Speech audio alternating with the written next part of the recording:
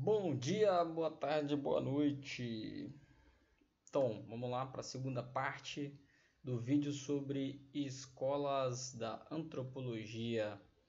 Então, galera, aqui agora nós falamos sobre evolucionismo, difusionismo, culturalismo e relativismo, né? Então, agora nós vamos para funcionalismo.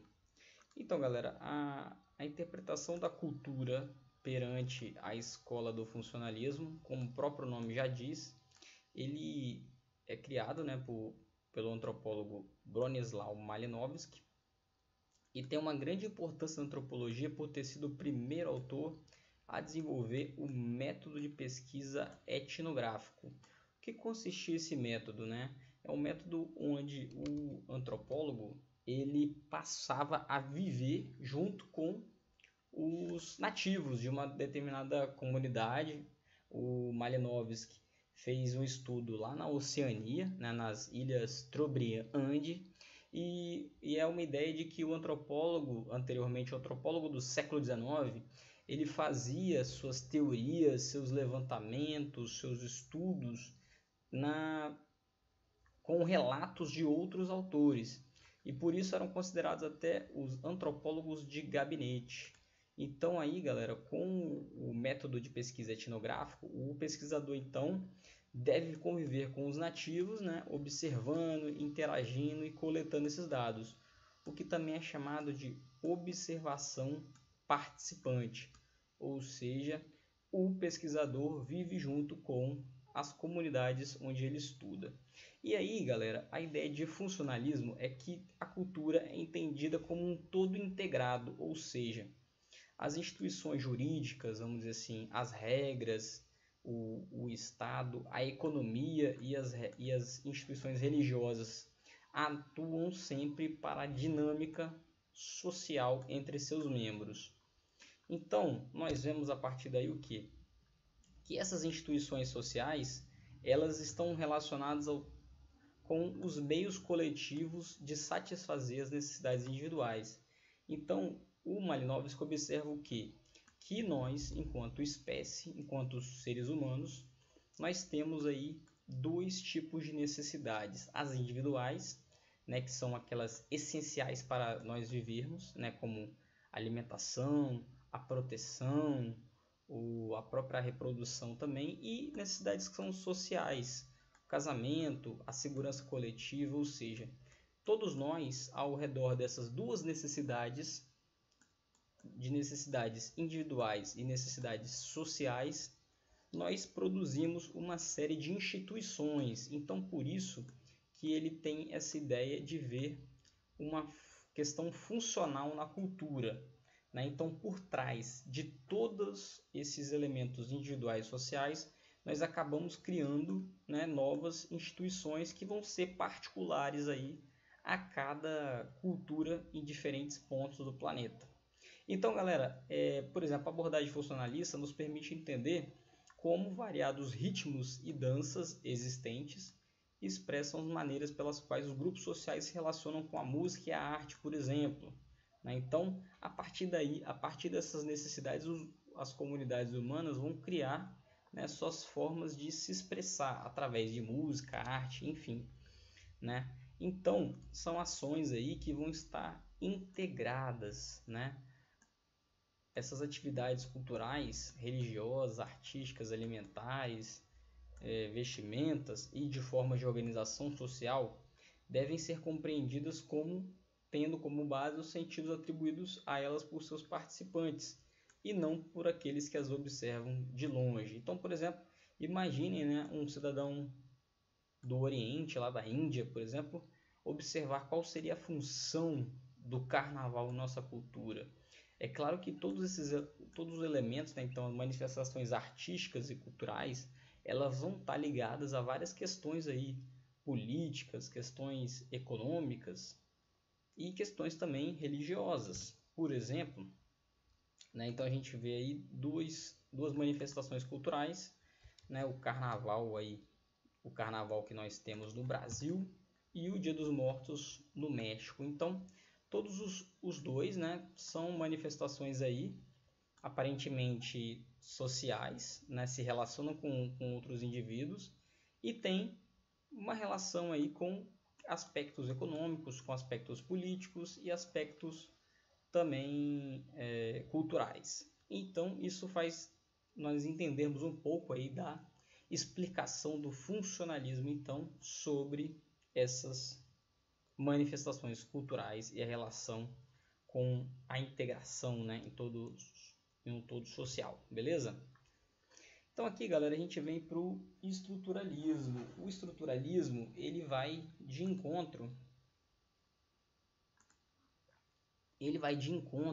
com a perspectiva lá do relativismo. Lembra que no relativismo nós observávamos que as culturas elas não poderiam ser julgadas como inferiores ou como superiores, né? E que cada grupo humano teria suas próprias formas de comportamento, enfim. O estruturalismo vai dizer que nós temos alguns elementos aí que são universais da cultura humana, né? Foi desenvolvida lá pelo antropólogo francês Lévi-Strauss, né? Claude Lévi-Strauss, e então entende a cultura como um conjunto de sistemas simbólicos, né? Arte, religião, educação, que atua de modo integrado e constitui a totalidade social. Sendo assim, não é possível compreender uma cultura com base em elementos de forma isolada, né? A cultura só faz sentido como um todo, assim como a língua só faz sentido no conjunto de sua estrutura gramatical, de seu vocabulário e de sua prática oral. Ou seja, né, para nós compreendermos então a riqueza de uma língua, por exemplo, é importante sabermos a língua culta, mas também compreendermos, por exemplo, as manifestações, né, os regionalismos, as gírias e até a forma como se fala, né, os sotaques também. Então, para isso, o Lévi-Strauss criou, né, esse modelo teórico do estruturalismo. Então, alguns elementos, né, que aí vão ser observados como estruturais da cultura humana. Então a gente tem o que? A antropologia por meio de modelos aí, né, inconscientes que servem de referência para que indivíduos e coletividades organizem o mundo e deem sentido a ele. Então quais seriam esses elementos universais das diferentes culturas? O Lévi-Strauss, um desses exemplos, são vários, algumas questões que são tratadas como elementos universais da cultura humana. Então, um principal é as relações de parentesco, algo que se mistura um pouco na relação entre natureza e cultura e a própria biologia, né, já que nossos parentes, boa parte são consanguíneos, mas ele vai dizer que essa forma de organização, né, a famosa lá árvore genealógica, vai ser algo que vai ser constituído aí entre formas de comportamento, por exemplo. Então, regras para casamentos possíveis e proibidos, por exemplo, como a própria proibição do incesto, entra, né, nessa questão das relações de parentesco também. Ou seja, sociedades têm regras a partir dessas relações de parentesco, proibições, né, e coisas que são teoricamente permitidas.